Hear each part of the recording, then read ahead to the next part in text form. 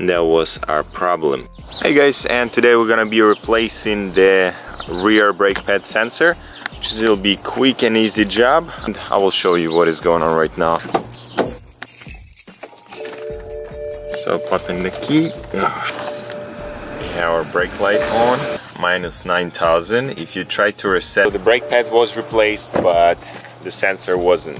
So we're gonna do it right now, and it's gonna be quick and easy job, like I said. We got our safety shoes at the front, and I also got my sensor here.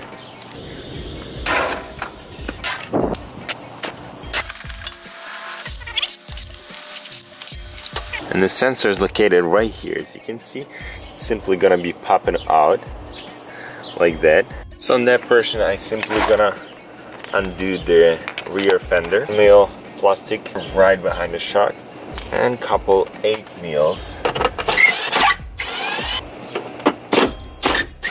And one at the bottom of the car. And now you can pop it off. And now we can see our sensor, which is right here.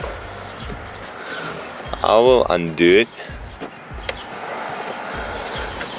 There is a little knob in there. You just pull it and check it out. So up to me it does look just fine.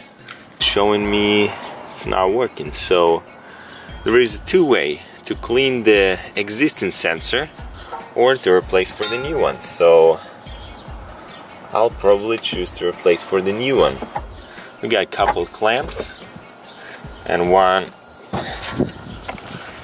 of that clamp is located right behind the spring. You just have to press it out and then clamp it. The top wire is the actual sensor. So we have two small clamps on a upper arm. This possibility the actual wiring is damaged, so, and looks like it is damaged, as you can see here. So it might yes, it might not yes. That was our problem. So our sensor was okay, but the actual harness wiring is in bad condition. So we simply take the new sensor,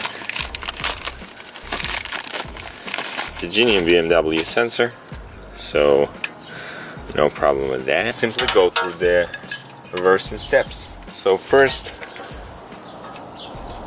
just pop in our sensor back. Should pop.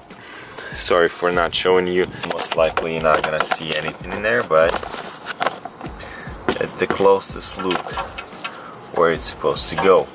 Then the next piece goes right onto the bleeding valve, right under the actual side arm, which is located closer to the front of the car.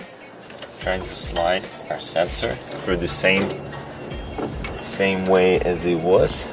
Simply pop in the clamps back. There are little spots for the actual clamp, as you can see it.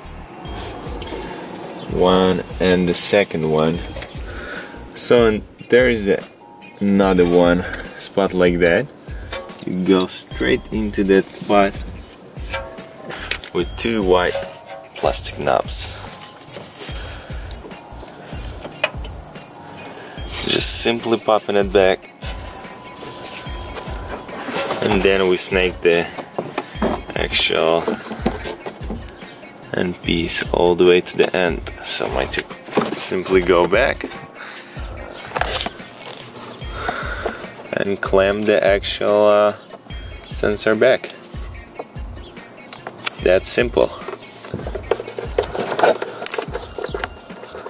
So now we gotta fit it to the spot. We got a white one for the brake pads and a blue one for the speed sensor. And then we simply just putting all the parts back together. Also the 10 mil right near the shot.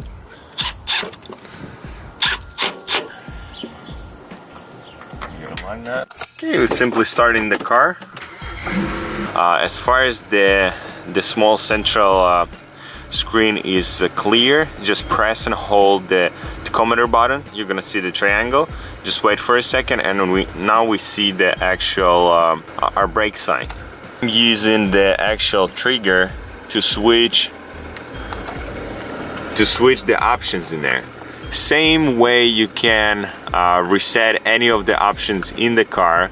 Apparently we're gonna be doing the rear brake pads, and I'm gonna press and hold the BC button, which is gonna ask us to reset it, and keep holding it, and it's gonna reset it by itself. So now we have 19,000 miles on rear brake pads.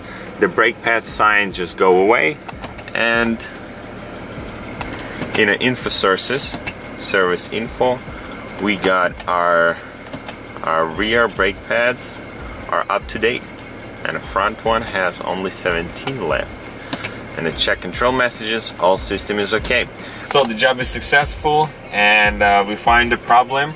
Sometimes they can go bad in couple cycles. I mean cycles, because whenever some people are replacing brake pad, they does not replace the actual sensor because they still fine. I mean, in this case, I knew the brake pads were replaced and everything was good. I just replaced the sensor. So I hope you guys like the video. Please put the thumbs up button there, subscribe my channel, and see you in the next one.